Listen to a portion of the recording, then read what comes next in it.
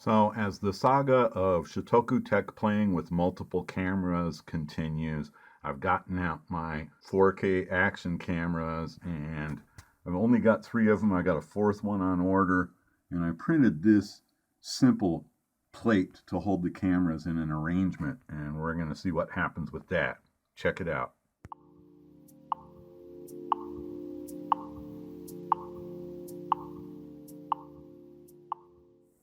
So if you've been following my camera adventure, I've gone on to gather up my 4K action cameras, and rather than doing a complex 3D print for something that just probably won't work out anyway, I just did this plate with these grooves that essentially hold this camera in this arrangement. Now this is a 5-inch diameter circle, which if I were to make a rocket around this, I'm either going to have like the nose cone fairing effect like you see where the nose cone's bigger than the rest of the rocket, or I'm going to have to go with a high-powered rocket, which I was hopefully trying to avoid, but then you toss on the weight of these 3 cameras, a larger diameter, you might have to go high power anyway. But I'm going to test this arrangement now. One thing I like is the lenses are centered on the side. By the way, I have them staggered out here. I've ordered a 4th camera. I only got 3 of these. And unfortunately, this one I bought a long time ago. I paid over $40 for it. And it's a pretty solid unit. It has entirely different software than these 2 that look exactly like it. Except there's no little printing here on the back. And the software is different. I can't say it was better or worse, but these cameras generally don't perform as well as this one does. They tend to try to automatically strike a white balance or something, so you see them flash up and down in the brightness category. And I've gone through the settings and set these 2 exactly the same, and I've gone through the settings with this to see, and of course the software is different, so the settings aren't available uniformly across all of the cameras. But let's see how this comes out. So here I've collected the output of the cameras from what I just demonstrated there. And there was a comment on my previous video about variable bit rate. Well, I'm actually taking these AVI, the MOV format files, and I'm bringing them into Avidemux and converting them to MP4.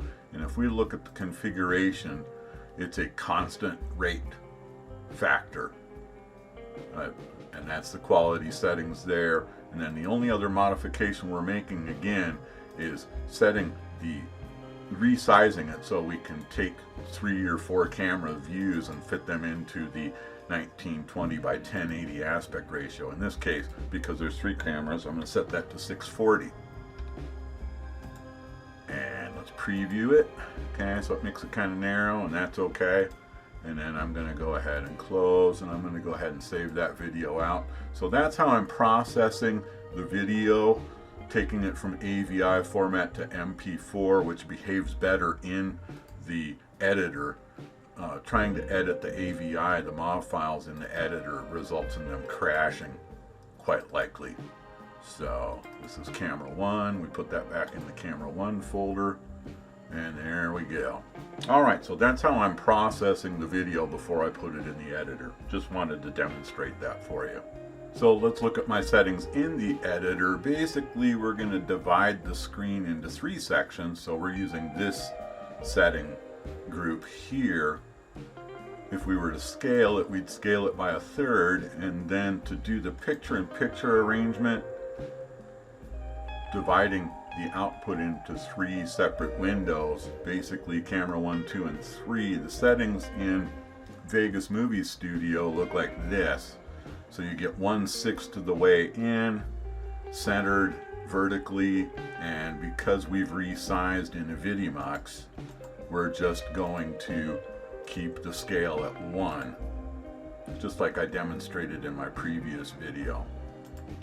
Camera 2 is centered in the middle of the screen and scaled at 1, and camera 3 is centered in the last 1/6 of the screen horizontally and centered vertically with a scale of 1. And that scale of 1 was, like I demonstrated in Avidemux, we were resizing the video to fit 1/3 of the screen. It keeps the aspect ratio height, but we divide the width by 1/3 so we can fit them side by side.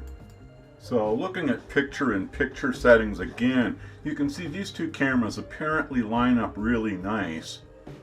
The camera 3 and camera 2, that sidewalk just continues right through, but it's very disjointed from camera 2 to camera 1. So I'm going to see if I can just jockey that by changing this number slightly, see what happens.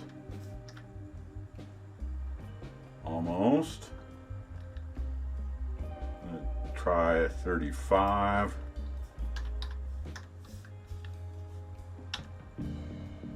Wow, that's pretty close.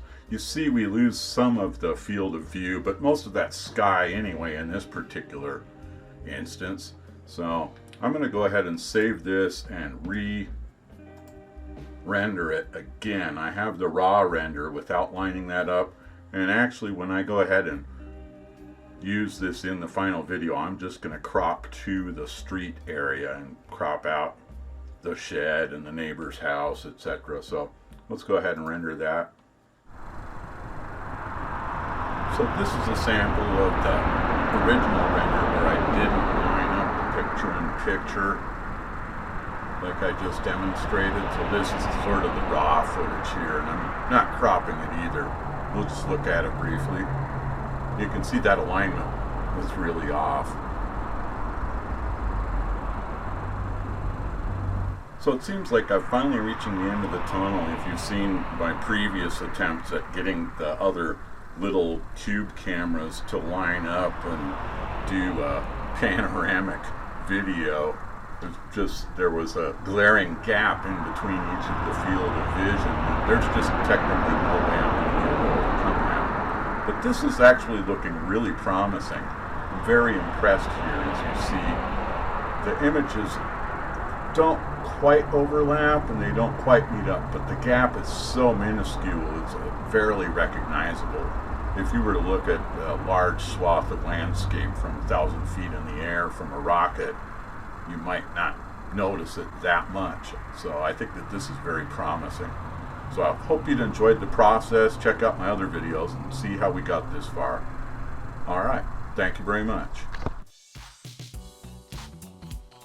Thank you for watching Shitoku Tech. Please subscribe, comment, like, and share.